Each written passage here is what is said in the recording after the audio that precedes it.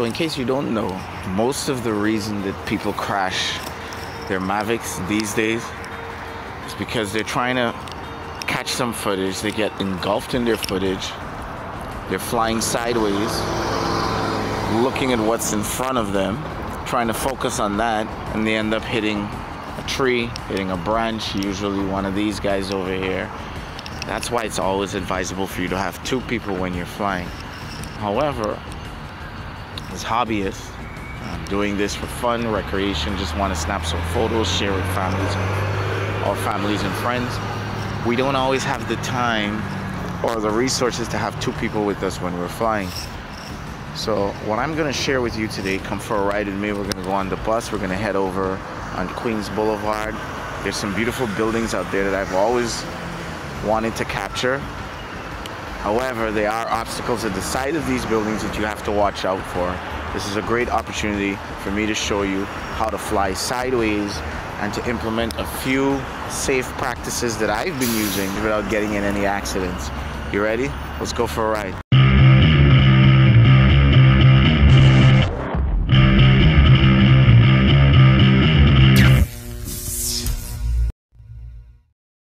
It's a cold ass day. It's not very bright out today. I was hoping that it would be bright, but it's still busy. Let me give you an example of what I'm talking about. Let's take, for example, this building right here. Pretty cool building right here. Good building to circle. Even better, this one. This one has a real nice architectural look to it. It would be nice to get this building, but you've got to watch out for the other building at the side.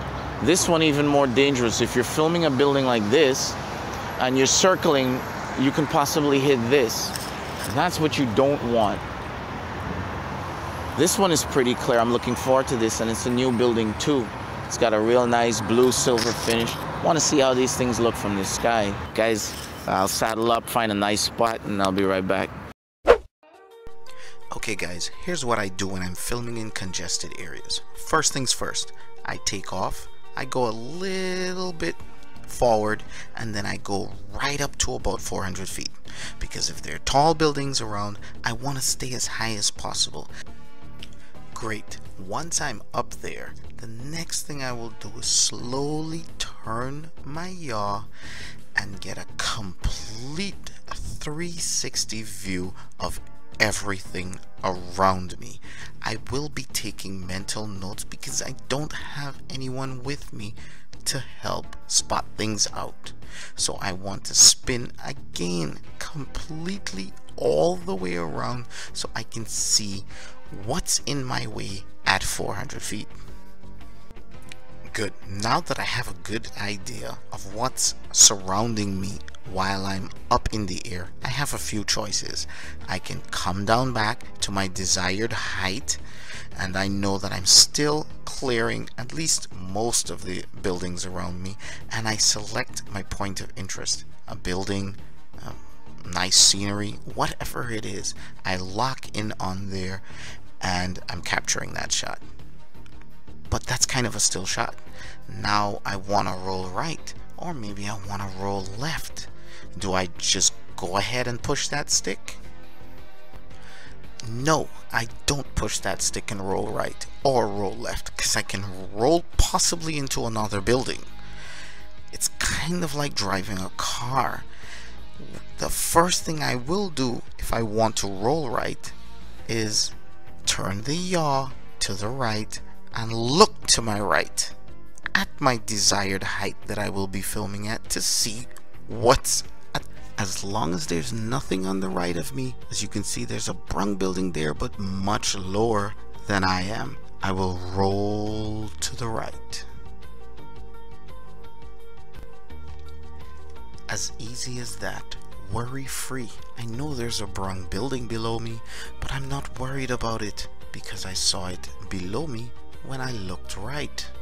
So I'm not worried about this shot. I can focus on my point of interest. As you can see, I'm turning a bit to the left because now I want to see what's on the left of me, because I want to roll left. So as I can see, there's nothing there. I select back to my point of interest and I start rolling and curving around the building. As easy and as comfortable and worry-free.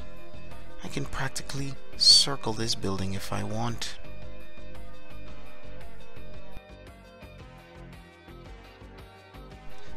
Moral of the story, and one last tip guys, as long as you're pitching down, that means you're going forward. All you really need to focus on is what's in front of you. You don't have to worry about what's on the side of you. And as long as you're flying pitch down, just focus on what's in front of you. And when you want to make any moves going left or going right, just look left or look right first. And I know what you're thinking guys, it's a lot of editing when you have to do all of this driving, so to speak, before you film. But remember, you don't have anyone there to look out for you. And stop and think about it for a second. Which would you rather do? A little more editing? Or would you rather be searching for your drone somewhere after it collided with something? Alright, I hope you enjoyed this video. Hit subscribe, hit thumbs up. And yeah, do comment below. Let me know if you had experiences where you almost crashed your Mavic, something to that effect. If you've learned from it, this video has helped you in any sort of way, giving you a little bit more confidence or assurance. And always remember, when pulling off any kind of complicated maneuvers, it's always good to have a spotter with you. That's why drones like professional drones like the DJI Inspire 1, DJI Inspire 2, they're capable of working with 2 remote controllers for that same fact that one person can control the camera and focus on the shot, and the other person can actually focus on the drone and see where the heck they're going. So that way you don't have, so to speak, one person doing 2 people's jobs. But if you have to, you know some safe practices now, you know some little steps that you can do that we sometimes take for granted, and it's the little stuff that can take you a long way. This is your boy Drone X Factor. I'll keep you guys posted. I'm out.